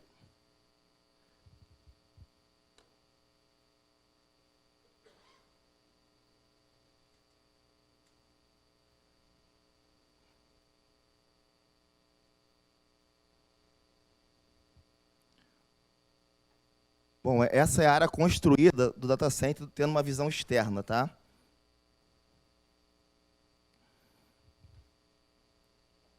Então, a gente pode ver ali que a gente deixou uma porta grande para a entrada de equipamentos ou uma saída de emergência. Tá? Antes, como eu falei, a gente tinha só essa parte daqui, antes de a gente conseguir essa aquisição desse segundo terreno aqui. Então, por aqui entravam os equipamentos, entravam as pessoas, a gente tinha uma escadinha aqui também, né? A gente pôde tirar agora uma rampa de metal para subir a qualquer tipo de equipamento. Tá? E a entrada do data center é feita por uma sala em anexo. Tá bom? Que a gente vai poder ver essa visão aqui de dentro.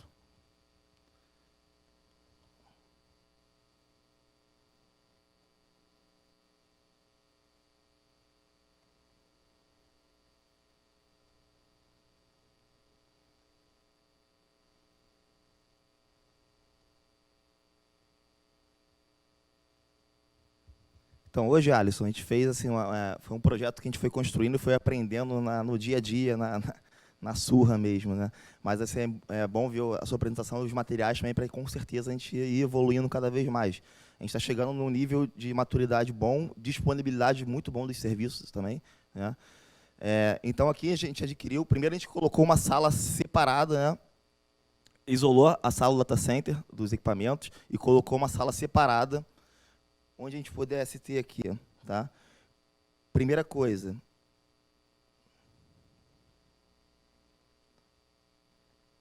antes, todo equipamento que chegava, seja um computador, seja um switch, fosse um rack, ele já entrava aqui direto pela portão do data center, e esses equipamentos eram desmontados e montados e configurados aqui dentro. Tá? Isso é uma coisa já que a gente queria evitar, isolar essa sala do data center. Então, a gente criou uma sala aqui, tá? Para abertura desses equipamentos, instalação, configuração numa antessala, tá? Para que já leve esse equipamento configurado e coloque no REC. Tá? A gente adquiriu recentemente, também foi todo modular nosso projeto, né? A gente adquiriu recentemente um no-break da Legrand, tá? De 100 kVA com expansão até 120 kVA, todo modular, tá? Como foi falado agora aqui na outra palestra. Tá? E nós temos também uma chave seletora aqui, que essa chave seletora nos permite o seguinte: a gente manteve os 3 no-breaks anteriores de 10 kVA, o que somam 30 kVA aqui. Tá? Então, esses 3 no-breaks de 30 kVA, eles alimentam tudo que a gente considera estratégico da instituição dentro do data center. Tá? Então, mesmo que eu venha a ter um problema nesses no-breaks da Legrand, tá? De alta capacidade, eu posso girar essa chave seletora aqui e deixar o data center alimentado com esse outro banco de baterias de 30 kVA. Tá? Seja para manutenção ou seja para manter de forma isolada esses equipamentos. Tá? Uma outra coisa aqui importante... Então, agora, vamos lá. Toda a alimentação vem do gerador, passa pelo gerador, chega até o transformador aqui da Legrand, entra no no-break, e dando no-break, depois a gente vai botar uma foto desse quadro de energia aqui, desse quadro de disjuntores. Tá? A gente colocou um quadro aqui com 40 disjuntores. Tá? Ou seja, agora, para cada REC aqui, eu consigo identificar a régua saindo do meu disjuntor, e para cada REC eu tenho 2 réguas em abordagens duplas, né? 2 réguas, uma em cada circuito. Tá? Como os servidores e equipamentos de rede têm fontes redundantes, eu consigo garantir que eles estejam em abordagens diferentes dentro do meu no-break. Tá? Então, isso também dá para a gente também uma garantia melhor. Tá? Hoje, essa aqui é a visão atual do data center. Tá? A gente tem lá hoje... A gente tem hoje 5 racks de servidores e 3 racks de networking, tá? Sendo que um daqueles racks lá, aquele último rack lá, a gente está mantendo os serviços de uma outra instituição, que é uma coisa também que a gente pensa em fazer parcerias, convênios, com outras parcerias, institutos, amigos. Hoje a gente mantém alguns dados do MAST lá dentro, né? Então a gente passou uma fibra ótica do MAST para o Observatório Nacional, e como o rapaz perguntou aí na palestra anterior, por que não também o ON não replicar seus dados, replicar seus equipamentos? Então, pensar numa dupla abordagem de link de internet por outra instituição também, já que a gente tem a conectividade de fibra já com essa instituição, entendeu? Nosso servidor, nosso data center pode cair por algum motivo, a gente tem que garantir nossa conectividade, nossa saída para a internet por uma outra instituição. Também é um caso a se pensar. Tá? Toda uma estrutura com piso elevado, onde por baixo tem... Eu vou falar um pouquinho do ar-condicionado daqui a pouco, mas por baixo passa o insuflamento do ar e também a parte elétrica. Tá? E nessas escalas amarelas aqui estão todas as nossas redes de cabeamento de dados. Tá? Sobre o ar-condicionado, a gente tem 2 máquinas. Tá? A gente fez uma compra de 2 máquinas do modelo Codex TOSI, são 25 TR cada máquina. Então, é um ar-condicionado já planejando também um crescimento futuro desse data center. Tá? A gente investiu aí... como a Marita falou, até mandei um e-mail para a Marita uma vez, acho que ela lembra, né? A gente sofreu e vem sofrendo um pouco ainda com essa manutenção efetiva, manutenção preventiva e corretiva de boa qualidade desses aparelhos de ar-condicionado. É muito difícil encontrar uma mão de obra qualificada que nos atenda, que a gente consiga fazer um contrato que nos atenda de uma maneira eficiente. Tá? Agora, me parece que a gente encontrou uma boa empresa, a gente está passando por um teste de manutenção corretiva com eles, mas me parece que vai funcionar bem, a gente vai assinar uma manutenção corretiva com eles. Porque a gente passou muito problema com a queda desses ar-condicionados, a ponto de ter que colocar 2 splits aí dentro para que me desse uma garantia. Para vocês terem uma ideia, cada máquina dessa trabalha com 2 compressores, então tem 4 compressores aí dentro. Tá? Eu cheguei a queimar 2 compressores por mau uso, por manutenção preventiva mal realizada. Tá? Então, eu tenho 4 compressores aqui dentro. Então, a gente tem 4 abordagens aqui dentro desse data center para funcionar a questão de refrigeração. Então, refrigeração, energia elétrica, uma dupla abordagem de entrada da Light, tá? Da concessionária. A gente tem dupla abordagem. A gente tem a abordagem do gerador. Tá? A gente tem uma dupla abordagem de UPS. Então, está bem servido com capacidade de energia elétrica e também servido com refrigeração. Tá? Então, a gente está alcançando o grau de maturidade que a gente pretende. Tá? Também tem aqui, a gente consegue ver o corredor frio e o corredor quente. Tá? E aqui uma visão futura. 5 minutos, está ok. 5 minutos, então tem que dar uma corrida aqui. Essa aqui é uma visão futura, tá? É onde a gente planeja atender o data center com todos os computadores todos os clusters de pesquisas da instituição, tá? Colocar dentro do data center que foi planejado para isso, ter um data center efetivo para isso, garantir uma alta disponibilidade para as áreas de pesquisa. Então, foi por isso que a gente construiu e batalhou para construir esse data center. Então, a gente acredita que agora, nesse próximo ano, a gente consiga atender toda a instituição e disponibilizar espaço físico para a instalação desses racks. Tá? Então, essa aqui é uma visão futura. A gente tem até a possibilidade de colocar também mais uma fileira de rack aqui. Tá? Então, a gente pode aumentar mais ainda essa capacidade de... Claro que a gente vai ter que fazer um novo dimensionamento de energia elétrica para isso. Tá?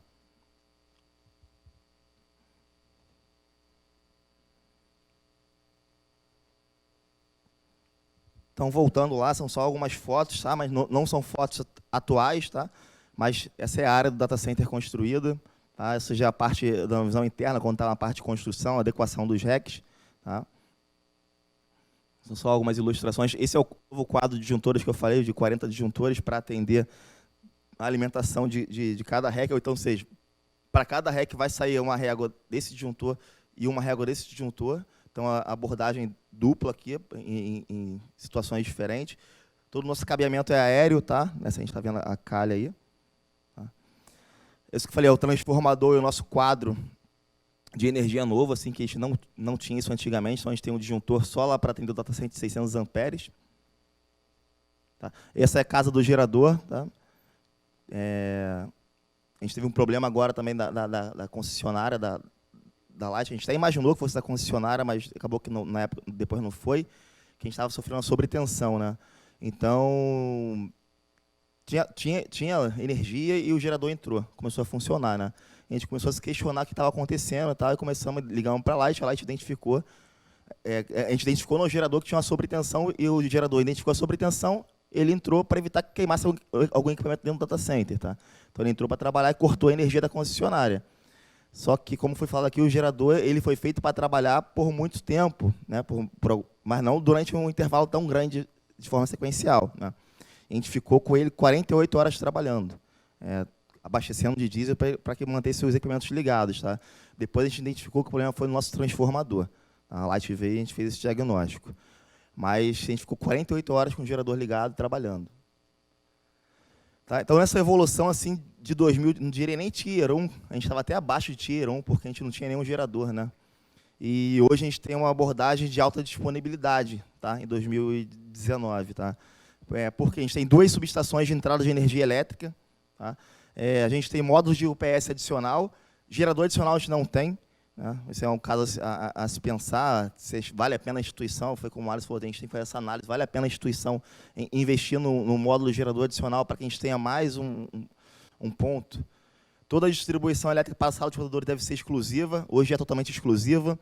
O quadro de alimentação principal deve ser equipado com chaves de transferência que permite sua alimentação a partir da concessionária do grupo gerador. Isso acontece hoje em dia, a gente consegue lá, se eu quiser mudar, se eu quiser cortar a energia da concessionária e manter só no gerador, eu consigo.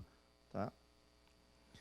Os grupos de geradores devem ser dimensionados para suportar a carga total do data center. Hoje, claro, ele não vai trabalhar com as 2 máquinas de ar-condicionado ligadas, até porque não tem essa necessidade. Né? Porque cada máquina de ar-condicionado são 190 amperes. Tá? Mas hoje o gerador consegue atender todo o data center com uma máquina de ar-condicionado ligada, que é mais do que o suficiente para refrigerar o ambiente. Tá? O grupo do gerador deve ser abastecido por tanques de combustível com capacidade para suportar cargas 24 horas. Hoje, nosso tanque de combustível ele está adaptado para 12 horas, mas a gente já está promovendo essa transformação para que ele suporte até 24 horas direto. Tá? Um QTA para o gerador, a gente tem um quadro de transmissão automática, ou seja, faltou luz, o gerador entra, voltou luz, o gerador sai e volta à concessionária. O sistema de UPS deve ser dimensionado para suportar a carga crítica de TI, sim. e autonomia do OPS pelo menos de 15 minutos, também temos com o novo sistema da Legrand. Tá? Equipamentos de ar-condicionado de conforto não devem ser utilizados, então a gente tem lá nosso ar de precisão, insuflado pelo piso.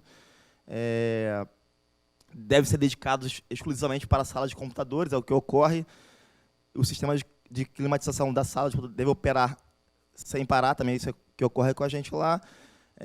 Corredores frios e corredores quentes também atendemos, e o sistema de refrigeração deve ser alimentado pelos grupos de gerador utilizados no sistema elétrico data center, que é o que eu falei, a gente consegue atender uma máquina em pleno funcionamento. Tá? Uso de sistemas de vigilância, a gente tem câmeras instaladas também. O que a gente não tem é o controle de acesso, que vocês colocaram aqui, dupla abordagem. O nosso é uma abordagem única por senha, e a gente vai começar a pensar nisso em fazer uma dupla abordagem também no sistema de segurança. Tá? A gente tem um sistema de detectação de fumaça, mas não temos um combate a incêndio ainda. Mas já estamos levantando e pesquisando para colocar um sistema de gás FM200, tá, para o data center. Essa é uma visão de serviços da TI. Né? Acredito que lá atrás a gente tinha uma visão um pouco reativa, mas não era nem culpa da nossa equipe de TI. Acho que era culpa era o que nos demandava. Né? Antigamente a gente trabalhava com suporte e infraestrutura. Para a TI ser o suficiente, dar suporte ao usuário e oferecer infraestrutura para aqueles usuários do Instituto. Hoje a gente tem uma visão totalmente diferente. Né? A gente tem uma visão mais proativa, a gente está investindo em ciência também. Apesar da TI não ser uma área fim da instituição, né? que a TI possa investir em capacitação em data science e computação de HPC para os seus funcionários também. Tá?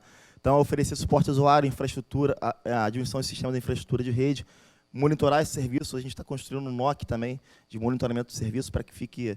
Até estava falando com o rapaz do CAIS, né? Esqueci seu nome, desculpa. Yuri.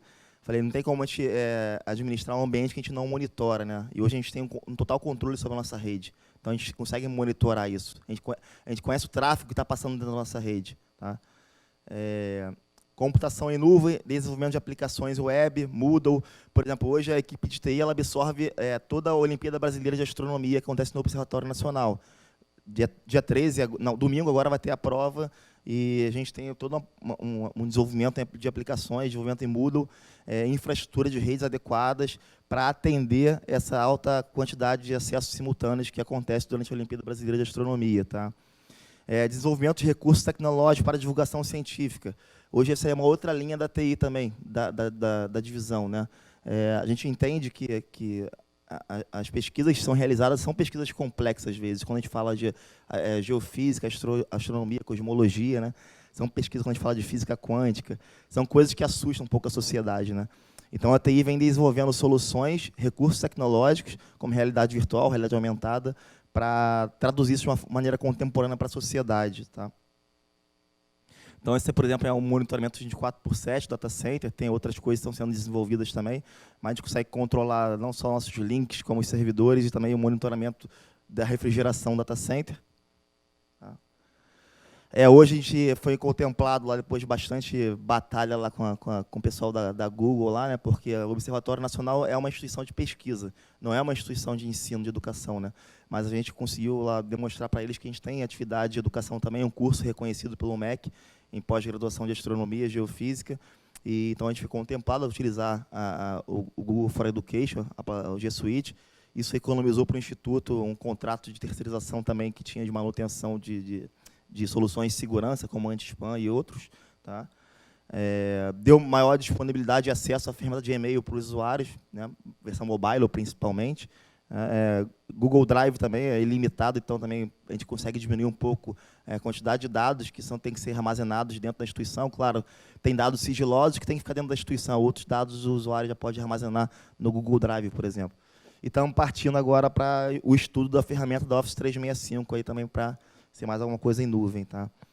E essa solução que eu falei para vocês é um projeto que eu coordeno lá dentro do Observatório, que é desenvolvimento em aplicações em realidade virtual, realidade aumentada, e holografia, feito em Unity, C# e algumas outras tecnologias, onde a gente consegue levar a pesquisa do Observatório, tirar essas pesquisas da gaveta, que muito tempo ficou arquivadas dentro do Instituto, e levar para a sociedade. Tá? Nesse caso, a gente está demonstrando, não só para criança, para as crianças, mas como um público em geral, a demonstração do eclipse de Sobral, que ocorreu em 1919, onde foi possível comprovar a teoria da relatividade geral de Einstein. Tá? Então, de uma maneira contemporânea, as crianças conseguem se motivar pela ciência, conseguem entender mais sobre o Observatório Nacional, sobre o nosso trabalho que a gente realiza dentro da instituição e, de certa forma, promover a ciência. Tá? Bom, eu encerro aqui, agradeço a oportunidade, tá? E estou aberto aí para qualquer dúvida. Alguém tem uma pergunta?